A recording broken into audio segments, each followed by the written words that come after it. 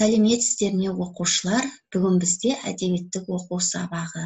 Бүгінгі сабағымыздың тақырыбы түлкі мен тиын. Мысал, бұл бізде 86-87 бетте орналасқан. Кәнеки оқулығымызды ашып, түгелдей қарай қояйық. Бүгінгі сабағымыздың мақсаты шығарманың мазмұнын дайын жоспар бойынша немесе өз сөзімен мазмұндау. Мұғалімнің көмегімен мәтіннің тақырыбы мен негізгі ойды анықтау. Мұғалім көмегімен оқылған шығарманы бөліктерге бөліп жоспар құру. Олай болса, оқулығымызды ашып, бірінші тапсырмаға қарайық. Мән беріп оқы. Ағаш басында тиын тауып қос иін жасап алыпты ін. Бұны жазған Ескен Елубай. Енді оқушылар қараңдаршы, мән беріп оқың дейді. Мән бердік пе? Ағаш басында тиын тауып қос иін жасап алыпты ін. Мына жерде жазылған міне тиын, иін, ін. Не байқап отырсыңдар? Дұрыс айтасыңдар, алғашқы әріптері түсіп қалған. Тиын дегенде т түсіп қалып иін дегенде түсіп қалып ін болған. Бұлардың үшеуінің де өзінің мағынасы бар екен сөздердің. Тиын дегенді білеміз, жануар. Иін дегеніміз міне иін ағаштың, бұтақтың иілген жері, міне иілген жері көрсетіп қойдым сендерге суретте. Осыған қараңыздар. Ал енді ін дегеніміз ол әртүрлі ін, яғни құстардың жасаған іні, немесе құстар енді ұя жасайды, жануарлардың інін айтады екен, Жақсы, ары қарай кеттік. Екінші тапсырма жұмбақты шеш. Аңның аты түлкі, жүрген жері күлкі. Сонымен бүгінгі біздің сабағымыздың тақырыбы нелер бойынша өтеді? Түлкі мен тиын. Жақсы, олай болса, тиын мен түлкі туралы не білесіңдер? Тиын қандай жануар? Тиын жалпы дүние жүзі бойынша тиынның 40-тан астам түрі бар екен. Ал Қазақстанда Алатау қарағайлы ормандарында бір ғана түрі мекендейді. Кәдімгі тиын. Ол ағаш басына ұя салады. Түсі ақшыл сұр, үлпілдек, қалың жүнді, құйрығы ұзын, құлағында шашағы болады. Тиынның қорегі шырша, қылқан жапырақты ағаштардың тұқымы екен. Мінекей. Ал енді түлкі туралы не білеміз? Түлкі жыртқыштар қатарына жатады. Түлкі кішкентай ит шамалас. Ол аса тәсілқой және шапшаң аң. Ол өте айлакер, өз ісін жасыру және қорек табу үшін әртүрлі айла тәсіл ойлап табады. Оның есте сақтау, иіс сезу қабілеті күшті және өте сақ құлақ. Ол тышқан, қояндарды, бауырмен жорғалаушылармен қоректенеді.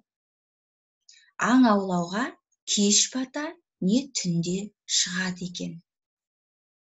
Ал енді бүгінгі біздің сабағымыз түлкі мен тиын. Мәтінді түсініп оқы. Жақсы, олай болса мен оқайын, тыңдайық. Түлкі мен тиын. Мысал. Кездесіп қап қиырда түлкі айтты. Тиын-ау, 99 айлам бар. Сенің жайың қиын-ау. Тиын айтты. Жайды аңғар, жалғыз ғана айлам бар. Сен сияқты тым ерке емес білмен, тайраңдар.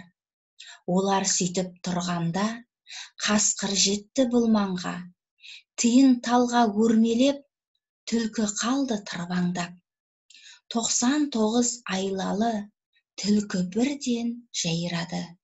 Бір айласы тиынның болып шықты пайдалы. Сонымен оқушылар, мен не оқыдым? Мысал оқыдым. Дұрыс айтасыңдар. Олай болса, мысал дегеніміз не? Есімізге сақтап, және осы мысалды жаттап алайық. Мысал қысқа оқиғалы шығарма. Мысалдың кейіпкерлері аңдар, құстар, жануарлар, өсімдіктер болады. Мысалда кемшіліктер сыналады. Ақыл кеңес айтылатын қорытынды ой болады. Байқап отырсыңдар ма оқушылар? Жаңа мен мысал оқыдым, иә? Мысалда қандай кейіпкерлер болды? Жануарлар болды. Ал қандай кемшіліктер сыналды? Дұрыс айтасыңдар, еш уақытта мақтануға болмайды. Тиынның жалғыз айласы болды, ал түлкінің 99 айласы болды. Осы 99 айласы түлкіге пайда әкелді ме?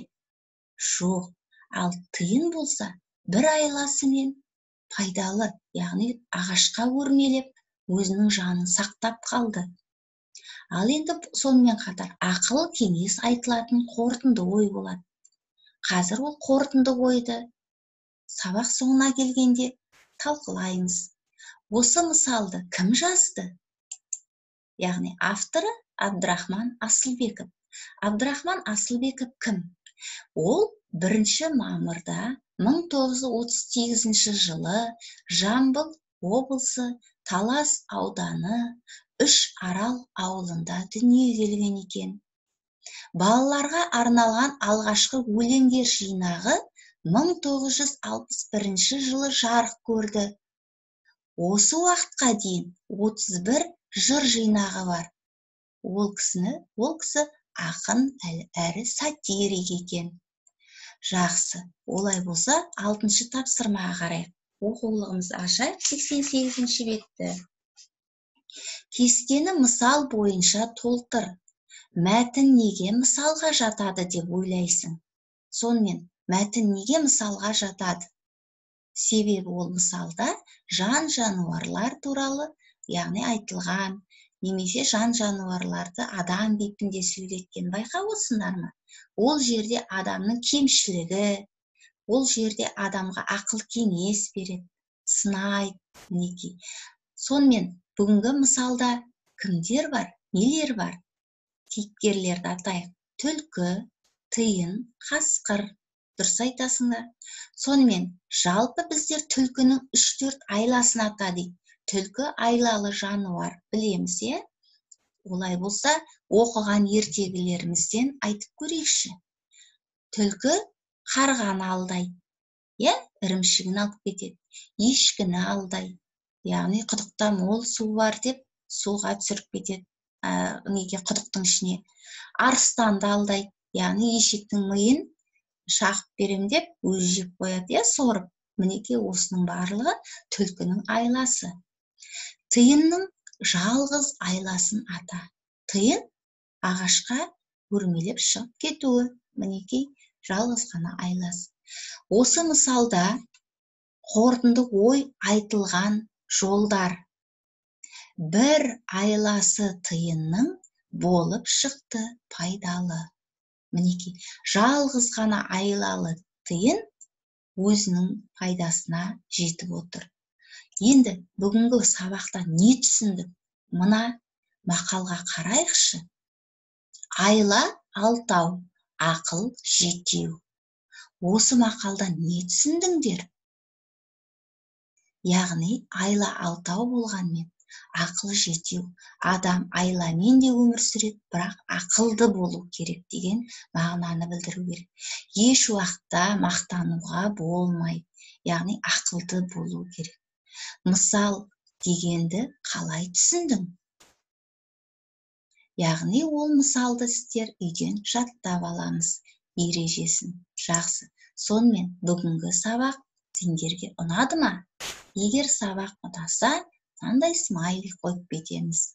Сонымен бүгінгі сабағымыз аяқталды. Сау болыңыздар.